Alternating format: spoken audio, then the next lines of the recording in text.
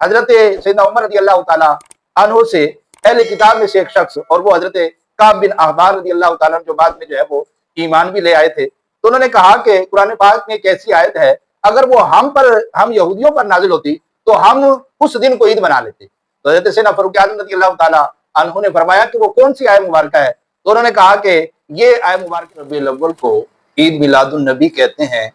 तो अब सवाल ये है कि ईदें तो दो होती हैं, लेकिन ये तीसरी ईद कहाँ से आ गई और इसको ईद कहना कैसा है। तो इस हवाले से अर्ज ये है कि असल में ईद का जो माना होता है वो खुशी जो लौट कर आए, यानी बार बार लौट कर आने वाली खुशी को ईद कहा जाता है।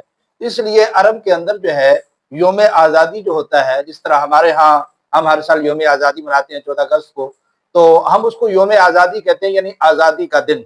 लेकिन अरब वाले जो है अहले अरब कहते हैं वो अल ईदुल वतनी वो कहते हैं, यानी उसको वतन की आज़ादी की ईद का नाम दिया जाता है। यानी इसको ईद का नाम इस वजह से दिया जाता है कि वो हर साल जो है वो खुशी लौट कर आती है, वो हर साल जो है खुशी लौट कर आती है, तो इस वजह से उसको ईद का नाम दिया जाता है।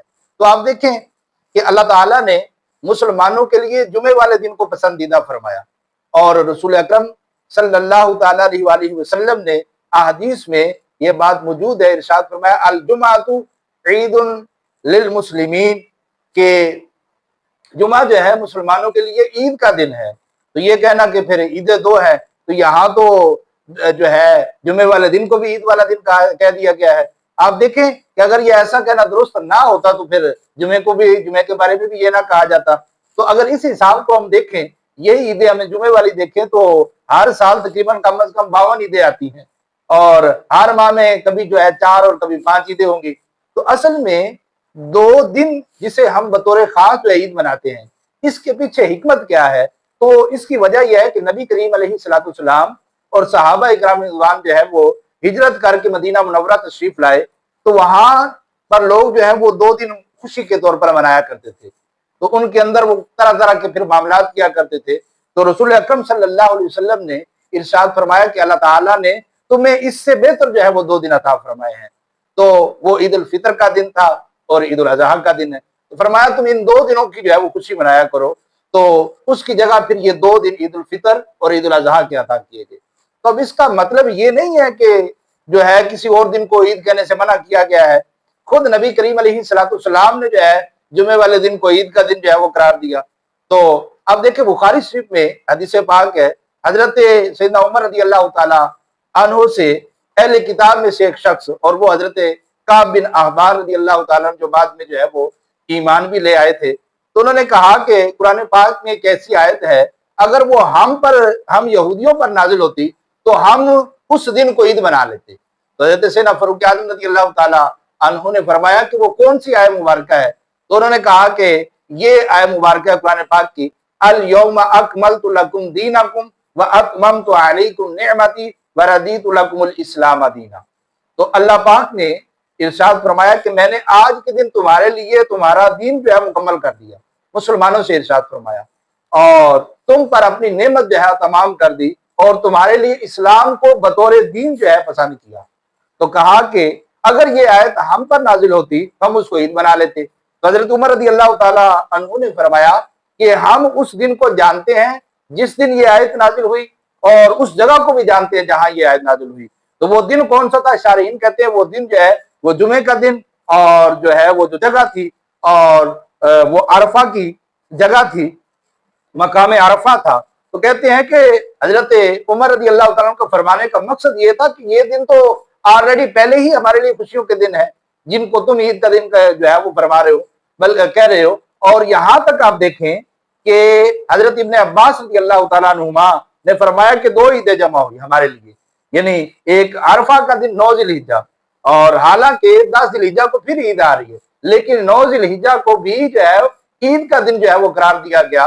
तो अल्लाह पाक ने इस आयत करीमा में ये बात इरशाद फरमाई। तो अगर और अय्याम ईद ना होते तो फिर अहदीस में इनको ईद ना कहा जाता। तो पता चला जिस तरह ईद उल फितर ईद उल अज़हा को हम ईद कहते हैं, तो इसके अलावा भी जो है वो ईद मिलादुन नबी को ईद कहने में भी कोई हर्ज नहीं है। बल्कि आप देखिए इस पर कुरान और हदीस से दलाइल मौजूद है। अल्लाह ताला ने कुरान पाक में हजरत ईसा अलैहिस्सलाम का कौल नकल फरमाया وہ کیا ہے؟ فرمایا ربنا انزل علینا مائدۃ من السماء تکون لنا عیدا لاولنا وآخرنا۔ تو عیسیٰ علیہ السلام اللہ کی بارگاہ میں عرض کر رہے ہیں کہ یا رب ہم پر آسمان سے جو ہے وہ دسترخوان اتار تاکہ ہمارے پہلوں کے لیے اور ہمارے بعد والوں کے لیے عید ہو جائے، خوشی ہو جائے۔ تو عید کا دن کہنے میں اصلاً کوئی حرج نہیں ہے۔ تو عید میلاد النبی کیونکہ اس دن ہمیں کائنات کی سب سے بڑی نعمت حاصل ہوئی، اور رسول اکرم صلی اللہ علیہ وسلم جو ہے وجود کائنات ہیں، اور حضور جو ہے ہمارے لیے نعمت کبریٰ ہے، نعمت عظمیٰ ہے، اور جس کی وجہ سے جو ہے جن کی وجہ سے کائنات کی جو ہے وہ کائنات کو بنایا گیا، اور آقا کریم علیہ الصلوۃ والسلام کی دنیا میں تشریف لانا یہ عید نہیں بلکہ عیدوں کی بھی عید ہے یہ تو ہمارے لیے۔ تو اعلیٰ حضرت علیہ رحمہ کا آپ جب کلام پڑھتے جائیں اور پھر اس کی جو ہے حدیث طیبہ کی روشنی میں یہ جو پورا کلام لکھا گیا ہے، زمین و زماں تمہارے لیے، مکین و مکان تمہارے لیے، چنین و چنا تمہارے لیے، دہن میں زباں تمہارے لیے، بدن میں جان تمہارے لیے، ہمائے یہاں تمہارے لیے، اٹھے بھی وہاں تمہارے لیے۔ تو یہ حدیث طیبہ کی روشنی میں یہ بندہ یہ کلام یہ لکھا گیا تو بندہ پڑھتا جائے تو جھومتا جائے اور آقا کریم علیہ الصلوۃ والسلام کی مدح و ستائش کرتا جائے۔ تو بہرحال نبی کریم علیہ الصلوۃ والسلام کی دنیا میں تشریف لانا وہ نعمت عظمیٰ ہے ہمارے لیے، نعمت کبریٰ ہے۔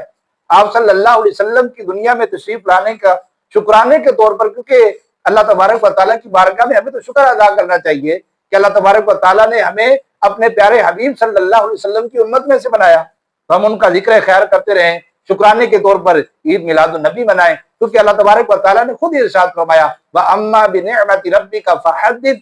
تو نعمت خدا بندی پر ہمیں چرچا کرنے کا جو ہے وہ قرآن نے حکم دیا۔ تو رسول اکرم صلی اللہ علیہ وسلم کی دنیا میں تشریف لانا یہ عیدوں کی بھی عید ہے، اور عاشقان مصطفیٰ صلی اللہ تعالی علیہ وسلم اس کو انشاءاللہ الکریم مناتے رہیں گے۔